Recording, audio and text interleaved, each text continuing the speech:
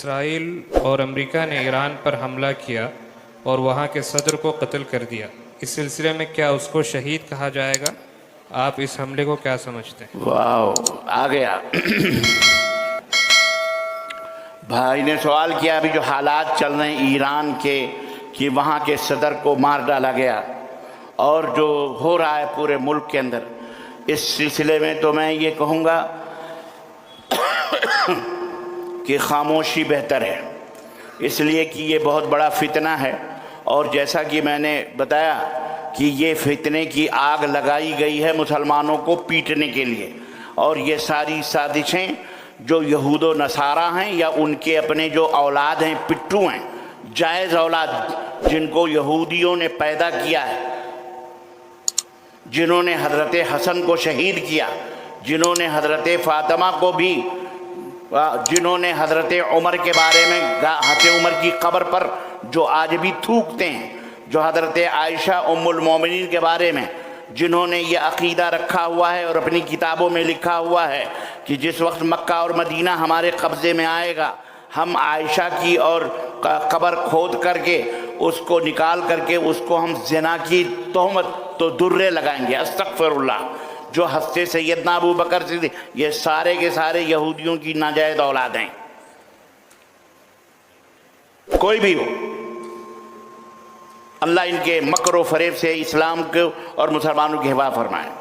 تو مجھے نہیں معلوم، مجھے نہیں پتا کہ کیا ساز باد اور کیا چیزیں ہیں، کس سے کیا ہوا۔ بہرحال میں اتنا سمجھتا ہوں کہ امریکہ کا یا اسرائیل کا اس طرح وحشت اور درندگی کے ساتھ ایران کے اوپر حملہ کرنا، یہ بہرحال ایک ظلم اور عدوان اور سرکشی ہے۔ اللہ تعالیٰ ان دونوں سے نپٹے، اللہ تعالیٰ ان دونوں سے نپٹے گا انشاءاللہ تعالیٰ۔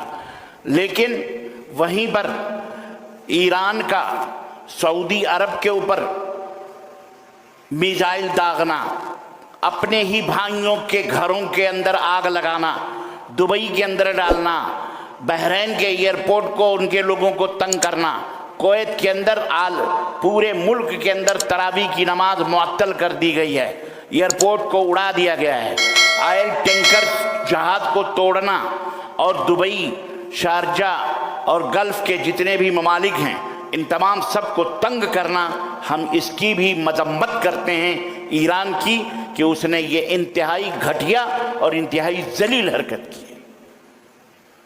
کیوں؟ اگر تم یہ کہتے ہو کہ ہم نے امریکی ٹھکانوں پر جناب علی ان کو برباد کرنے کے لیے، ہم نے ان کے اوپر بدلہ لینے کے لیے وہاں ہم نے حملہ کیا ہے، یہودیوں کے جو امریکہ سے بدلہ لیا ہے، تو تمہارے یہاں اصفہان یا اس کے قرب و جوار میں جو ہزار یہودیوں کی بستیاں ہیں وہاں بدلہ کیوں نہیں لیتے؟ تم نے بسائے ہوئے ہیں، تمہارے پارلیمنٹ میں کئی یہودی ممبر آف پارلیمنٹ ہیں، کیوں نہیں ان سے بدلہ لیتے؟ قریب ہے نا، پکڑ کے ان کے شہروں کو کیوں نہیں آباد کرتے؟ کیوں نہیں آپ ان سے بدلہ لیتے؟ ان کو بدلیے، پکڑیے ان کو۔ اور پھر آج پکڑے جا رہے ہیں وہی ایرانی جاسوس بنے ہوئے پارلیمنٹ میں ایران کے بیٹھے ہوئے جو اسرائیل تک خبریں پہنچاتے تھے، پکڑے جا رہے ہیں، گرفتار ہو رہے ہیں۔ نیوز دیکھیے تو آپ اپنے گھر کی خبر لیں آپ پہلے۔ تو ہم اس ظلم کے بھی مذمت کرتے ہیں جو وہاں کے صدر کو قتل کیا گیا بے رحمانہ طور پر، نہ جانتے ہوئے اس کے اوپر میزائل داغے گئے، ان کے بال بچوں کو، انسانیت کا قتل ہے یہ۔ ہم اس کو بہتر نہیں سمجھتے، نہ ہمیں اس سے کوئی مسرت ہے، نہ ہمیں کوئی اس سے خوشی ہے۔ البتہ غم اس بات کا ہے کہ ہمارے بھائی نے اپنے ہی گھر کو برباد کرنے کے لیے مملکت سعودیہ عربیہ کو کس بنا پر اس نے میزائل داغ کر، اور وہ معاہدہ جو مملکت سعودیہ عربیہ کا اور ایران کا ہوا تھا کہ ہم نہ آپ کو کچھ کہیں گے نہ آپ ہمیں کہیں، بلکہ ایک دوسرے کے اوپر اگر کوئی ظلم کرے گا تو ہم مل کر کے اس کا جواب دیں گے، وہ معاہدہ آپ نے کیوں توڑا؟ کیا بگاڑا تھا قطر نے؟ کیا بگاڑا تھا دبئی نے؟ کیا بگاڑا تھا بحرین نے؟ یہ کیوں کیا؟ ہم اس کی بھی مذمت کرتے ہیں۔ ہم ईरान के ऊपर किए गए हमले की भी मजम्मत करते हैं यहूदियों नसरानियों से। बिगाड़ा था कतर ने, क्या बिगाड़ा था दुबई ने, क्या बिगाड़ा था बहरीन ने, ये क्यों किया? हम इसकी भी मजम्मत करते हैं। हम ईरान के ऊपर किए गए हमले की भी मजम्मत करते हैं यहूदियों नसरानियों से। और ये अमेरिका अरब ट्रम्प जो भी हैं, अल्लाह ताला इनसे निपटेगा इंशाअल्लाह ताला। इसी तरह हम ममलकत तौहीद, ममलकत सऊदी अरबिया पे जो जुल्म हुआ है और ईरान ने जो कुछ ये गलतियां करी हैं, हम इनकी भी पुरजोर मजम्मत करते हैं और अल्लाह से दुआ करते हैं कि अल्लाह मुसलमानों के क़िबले की हिफाजत फरमाए और जो लोग उस क़िबले हरमैन शरीफैन के मुहाफिज हैं, अल्लाह उनकी हिफाजत फरमाए और जिन्हें मोहब्बत है अल्लाह उनकी हिफाजत फरमाए और अल्लाह जालिमों से अपना इंतकाम ले, बदला ले। आमीन या रब्बल आलमीन। ओके, ठीक है, अल्हम्दुलिल्लाह जी। जहाँ तक शहादत की बात है, अल्लाह को पता है कौन शहीद है और कौन गैर शहीद है, हमें नहीं मालूम है जी। हमारे पास घर है जिससे हमें रेंट आता है। हमारे पास क्या है? घर है, घर है जिससे हमें रेंट आता है, तो क्या उसके ऊपर ज़कात देनी चाहिए?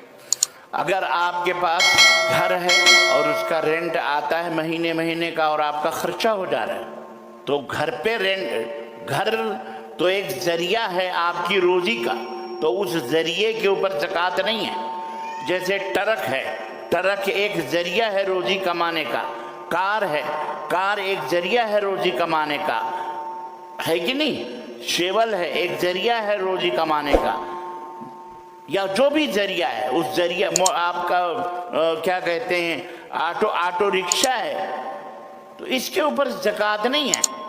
ज़कात उसके पैसों पर है जो आपके खर्चे बर्चे से बचे।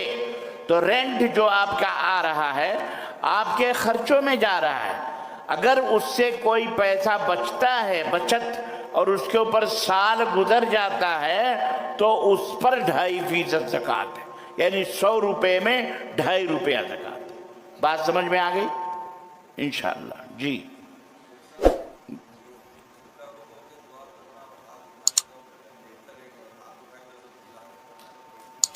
हाथ मिला करके दुआ करनी चाहिए। ये हाथ ज़कात देनी चाहिए। अगर आपके पास घर है और उसका रेंट